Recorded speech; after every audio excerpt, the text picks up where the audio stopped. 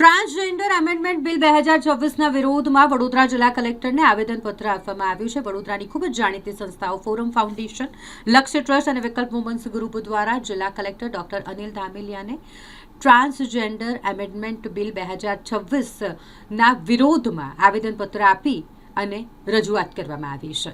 સંસ્થાઓનો દાવો છે કે આ બિલ વ્યક્તિની શારીરિક સ્વાયત્તતા અને પોતાની ઓળખ નક્કી કરવાના મૂળભૂત અધિકાર પર તારાપ મારે છે. નવા સુધારા મુજબ ટ્રાન્સજેન્ડરની વ્યાખ્યાને અત્યંત મર્યાદિત કરી દેવામાં આવી છે, જેનાથી સમુદાયના મોટાભાગના લોકો કાનૂની સંરક્ષણથી વંચિત રહી જશે. મેડિકલ બોર્ડ દ્વારા ઓળખ પ્રમાણિત કરવાની જોગવાઈને ગરિમા વિરુદ્ધ અને અવૈજ્ઞાનિક ગણાવી તેને તાત્કાલિક પાછી ખેંચવાની માંગ કરવામાં આવી છે.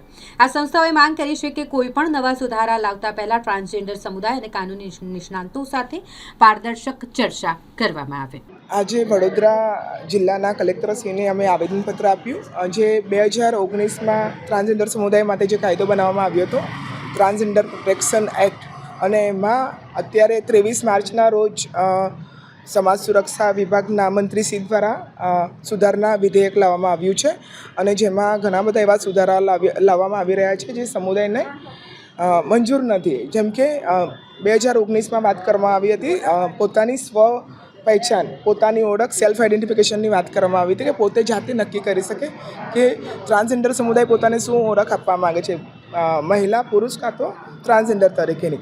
પરંતુ જે અત્યારે 2019નો જે ચુકાદામાં સુધારો લાવવામાં આવી રહ્યો છે, એમાં એ વાત કરવામાં આવી રહી છે કે ટ્રાન્સજેન્ડર સમુદાયને પોતાની ઓળખ મેળવવા માટે કમ્પલસરી મેડિકલમાં જવાની જરૂર પડશે, અને એમાં ડૉક્ટરને બતાવ્યા પછી જ એ ઓળખ મંજૂર થશે. તો આ સમુદાયને મંજૂર નથી, ટ્રાન્સજેન્ડર સમુદાયને.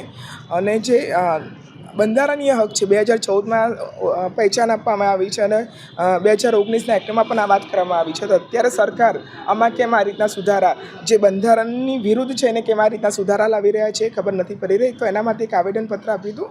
સાથે સાથે આમાં ખાલી અમુક સમુદાયના લોકોને જ આવરવામાં આવ્યા છે, જેમ કે સાંસ્કૃતિક ઓળખ ધરાવતા લોકો છે, અને જે લોકો ઇન્ટરસેક્સ જન્મી રહ્યા છે એવા લોકોની જ વાત કરવામાં આવી રહી છે. તો બાકીનો સમુદાય રહી જાય છે. તો મારી સાથે આજે ટ્રાન્સ વુમન, ટ્રાન્સમેન અને બીજા ઘણા બધા સમુદાયમાંથી છે, તો એ લોકો પણ એમના પ્રતિભાવ આપશે આપણને. ધન્યવાદ. મારું નામ માનવી વૈષ્ણવ.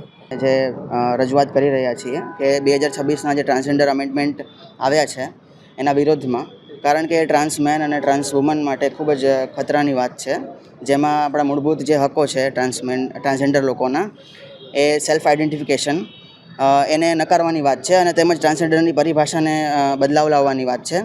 તે ખૂબ જ ખોટું થઈ રહ્યું છે. એના માટે અમે એનો વિરોધ કરી રહ્યા છીએ, અને આ બિલ ન આવવું જોઈએ.